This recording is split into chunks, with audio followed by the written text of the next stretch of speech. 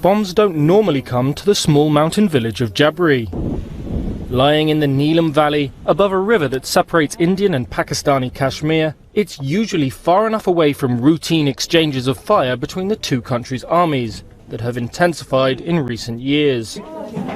All that changed last month. That was when Indian artillery shells hit the village, and an unexploded device found its way into the hands of a 4-year-old boy, Ayan Ali. He found a bomb that looked like a toy and he brought it here. He showed it to his siblings as the family sat down to breakfast. The children tried to snatch it from him. It fell down and exploded. He was martyred on the spot. Others were wounded. 8 of Ali's siblings, his mother and a young cousin, were injured in the blast. Pakistan's military says the device was a cluster bomb, banned under the Geneva Convention. The Indian government and army deny that allegation, saying the shelling was proportionate and in response to Pakistani fire.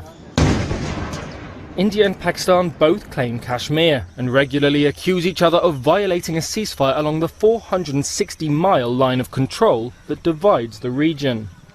Across that de facto border from Jabri, Kashmir's biggest city was on lockdown on Monday, a sign of the heightened tensions in the region. As Eid al-Adha began in Muslim-dominated Kashmir, Indian police and soldiers dotted Srinagar's silent streets.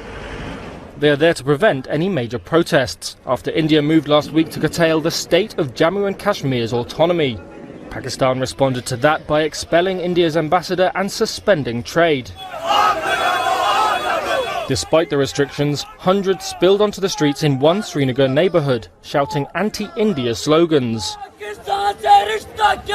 What should be a time of celebration across Kashmir is instead one of anger, and in one remote village, of mourning.